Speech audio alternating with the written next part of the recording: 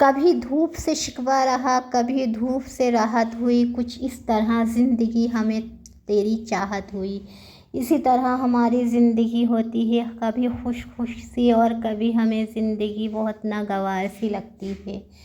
کیا کبھی آپ کا بھی من اچانک بجھ سا جاتا ہے، بات بات پر غصہ، چڑچڑاپن، بے چینی، اور آپ خود پہچان نہیں پاتی کہ آخر یہ مجھے ہو کیا رہا ہے؟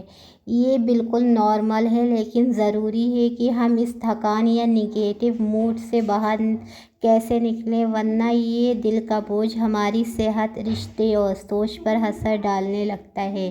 چلیے آج ہم بات کرتے ہیں ایسے آسان اور اثردار طریقوں کی جس سے آپ اپنے موڈ کو فریش کر سکتی ہیں۔ آپ اپنے ڈیلی روٹین میں شامل کر کے اپنی نہ صرف تھکان مٹا سکتے ہیں بلکہ اپنی اندرونی سکون اور خوشی کو بھی برقرار رکھ سکتی ہیں۔ السلام علیکم میری پیاری یوٹیوب فیملی، آئی ہوپ کہ آپ خیر سے ہوں گے۔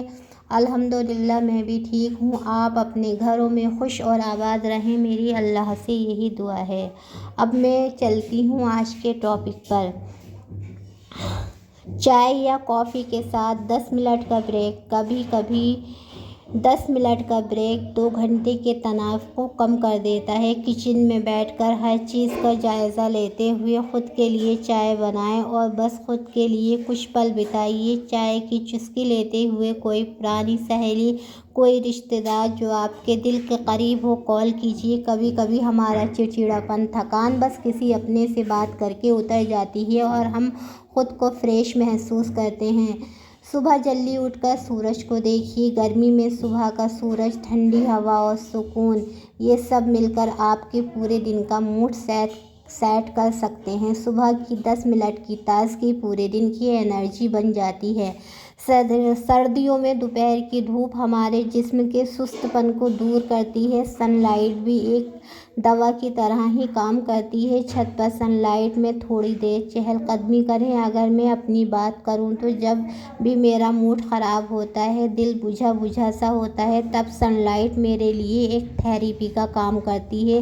تھوڑی دیر ٹہلنا صرف باڈی کی ایکسرسائز نہیں بلکہ من کو بھی ہلکا کرنے کا طریقہ ہے۔ باہر جائیے، آسمان کو دیکھیے، پتوں کی آواز سنیے اور گہری سانسیں لیجیے، آپ ریلیکس محسوس کریں گی۔ بچوں کے ساتھ وقت بتائیے۔ بچوں میں جو معصومیت ہوتی ہے وہ دل کا بوجھ ہلکا کر دیتی ہے۔ ان کا ہنسنا، باتیں کرنا اور کھیلنا دیکھ کر آپ کے چہرے پر خود بخود مسکان آ جاتی ہے۔ بچوں کی انرجی محسوس کیجیے، آپ کا موڈ اپنے آپ بدل جائے گا۔ کبھی بچوں کے ساتھ بچہ بن کر دیکھیے۔ کسی پودے کو پانی دینا یا باغیچے میں ٹہلنا، ہریالی دل کو تازگی دیتی ہے۔ مٹی کو چھونا، پودوں کو دیکھنا، یہ نیچر سے جڑاؤ ہے۔ 10 منٹ کسی گملے کو سنبھالنا آپ کی سوچ کو ریسیٹ کر سکتا ہے۔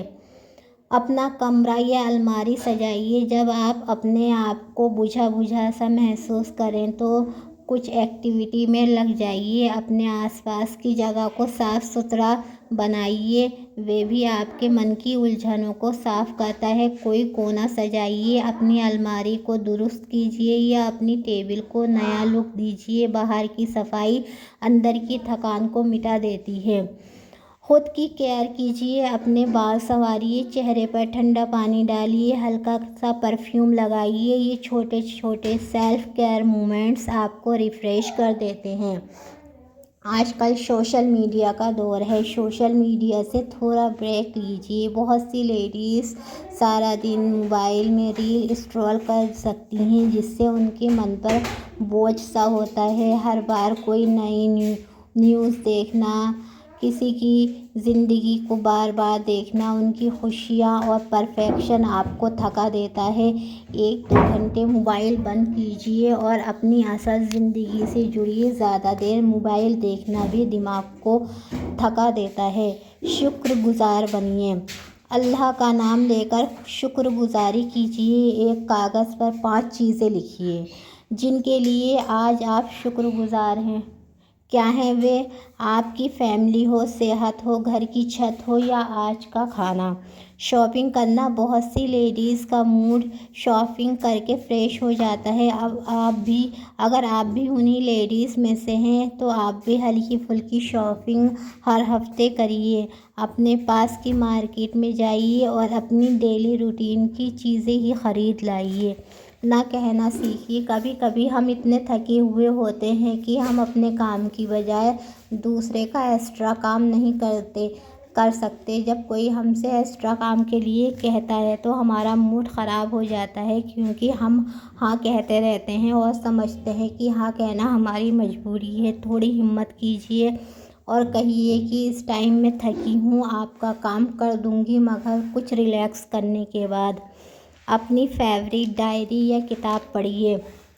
کچھ لکھیے، اپنے من کی باتیں، شکایتیں یا شکریہ کے لفظ، یا پھر ایک اچھی کتاب کے پیج کو پڑھ لیجیے۔ وہ سوچ کا رخ بدل دیتا ہے۔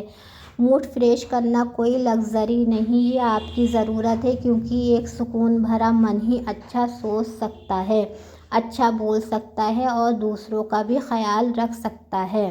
خود کو پیار کیجیے، کیونکہ آپ ہی اپنی سب سے بڑی ذمہ داری ہیں۔ اسی کے ساتھ میں آج کا یہ بلاگ ختم کرتی ہوں۔ اگر آپ نے میرا یہ بلاگ پورا دیکھ لیا ہے تو پلیز میرے چینل کو سبسکرائب کیجیے۔ اگلے بلاگ میں پھر ملوں گی۔ اللہ حافظ۔